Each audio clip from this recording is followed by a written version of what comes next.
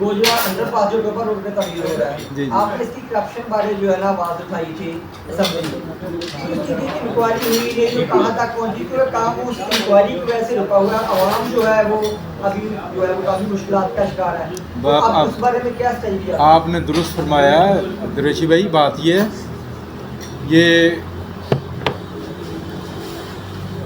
جو بڑے منصوبے ہوتے ہیں بڑے کھانچے والے ہوتے ہیں، اور میں سمجھتا ہوں کہ اس جگہ پہ میں نے جو بات کی تھی سمپل سی تھی میری بات، کہ جس طرح سے دموریا پل ہے، ایک موریا پل ہے، یا ہمارے ادھر ٹوبے روڈ پہ کپنی والا پل ہے 99 جے بی کے سامنے، اس طرح کا کوئی اگر ٹنل ٹائپ سسٹم ہوتا تو بڑی مشکل سے آسانی سے انڈر پاس کے ساتھ یہ جو ہمارا بائی پاس ہے 99 فٹ وائڈ جو ہے اس کے سامنے بن جاتا، تھوڑی سی لاگت سے بن جانا تھا.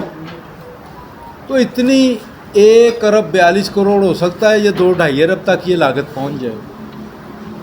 سر میں نے اگر اس کے بارے میں سوالات کیے ہیں، ووٹ ڈمپ کر دیے گئے ہیں، میں نے بے شمار ایسے سوالات ہیں وہ جو ان کو پسند نہیں آتے وہ کبھی منظر عام پہ آ ہی نہیں رہے. تو یہ تو پبلک انٹرسٹ کا منصوبہ ہے، یہ کامیاب ہونا چاہیے، چلنا چاہیے.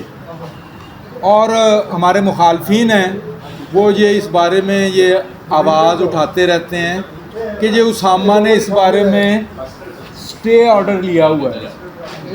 یہ انتہائی لغو، بے بنیاد اور جھوٹا الزام ہے. میں اس طرح کی نیگیٹیوٹی میں نہ کبھی پڑھا ہوں نہ کبھی پڑھوں. ہاں ہم چاہتے ہیں کہ یہاں پہ تعمیر ہو، ترقی ہو. آپ یہ بھی جانتے ہیں کہ اگر 1 ارب 82 کروڑ روپے کا ورلڈ بینک کا جو فنڈنگ تھی وہ آپ کو شہریوں کو ہی اس کے انہوں نے پاس آن کیا نا جی. یہ جو 5.5 ارب روپے کی صفائی ستھرائی ہے، انہوں نے آپ کے اندر خون ہو نہ ہو انہوں نے سرنجیں لگا کے جس طرح سے بھی نکالنا ہے. ہمیں اس وقت پینسرا روڈ جو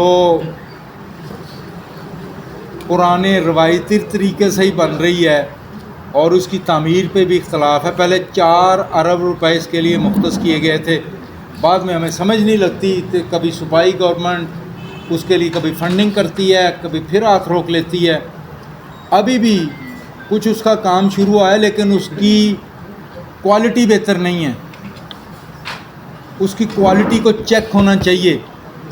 آپ کو یہ پتہ ہے کہ وہ جو 1997 کی بنی ہوئی سڑک ابھی بھی انٹیکٹ ہے، جو نہیں بنی تھی. یہ جو 2018 میں بنی تھی یہی سڑک ٹوٹی ہے ساری. یہ بس آپ بھی جانتے ہیں کہ کس طرح سے یہ سڑکیں بنتی ہیں اور کس طرح سے تباہ ہوتی ہیں. بڑے منصوبے بڑے ہی ڈکار لیتے ہیں پھر بعد میں یہ لوگ.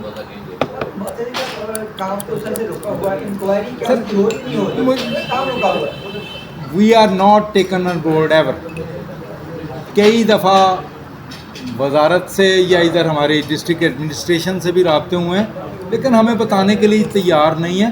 دیکھیں ہم کوئی اس میں سے یہ نہیں کہتے، ہم کہتے ہیں ہمیں ان چیزوں کا بنائیں تاکہ ہم ان چیزوں کو کوالٹی کو بہتر بنا سکیں. میرے والد کے دور کا ایک انڈر پاس بنا ہوا ہے، اس کی منظوری حاجی اسحاق صاحب نے لی تھی. بنا تھا حمزہ صاحب کے دور میں جب وہ ایم این اے تھے، اور اس کی کوالٹی اس طرح سے تھی ورکرز کو کہا تھا آپ نے اس کے اوپر آپ نے اس کی انسپیکشن کرتے رہنا. عام ورکرز کو ڈیوٹیز اسائن کی ہوئی تھی. الحمدللہ آج بھی قائم و دائم ہے. یہ اتنے بڑے منصوبے اتنی بڑی اماؤنٹ سے نہیں بنتے. یہ میرا خیال ہے یہ آپ کا آزادی پل کے اوپر جو تھا، ہم اس کے اوپر بڑے خان صاحب بھی بڑے کرٹک تھے. 2 ارب روپے اس کی لاگت تھی. یہ تو اربوں روپے کی لاگت کے منصوبے میرا خیال بہت بڑے ہوتے ہیں. اور یہ پوری جو سراج ٹاؤن، نشاط آباد، یہ اس طرح کی آبادیاں جو اس سے ملکہ ہیں، وہاں کے لوگوں کا جینا دوبر کیا ہوا ہے. وہاں کے لوگ وہاں سے آسانی سے آ جا نہیں پاتے. وہاں پانی اس کے اندر گندا کھڑا ہے اور وہ مچھروں کا اور گندگی اور بدبو کا گھر بنا ہوا ہے. اس طرح کے منصوبے پہلی فرصت میں حکومت کو چاہیے، جب انہوں نے دیا ہے، اس کی فنڈنگ کی ہے، اس کو مزید فنڈنگ کریں اور اس کو اپنے میں جانتا ہوں کہ اس وقت وہ اپنے وقت سے اوپر جا رہا ہے، اس کو فی الفور مکمل کیا جائے.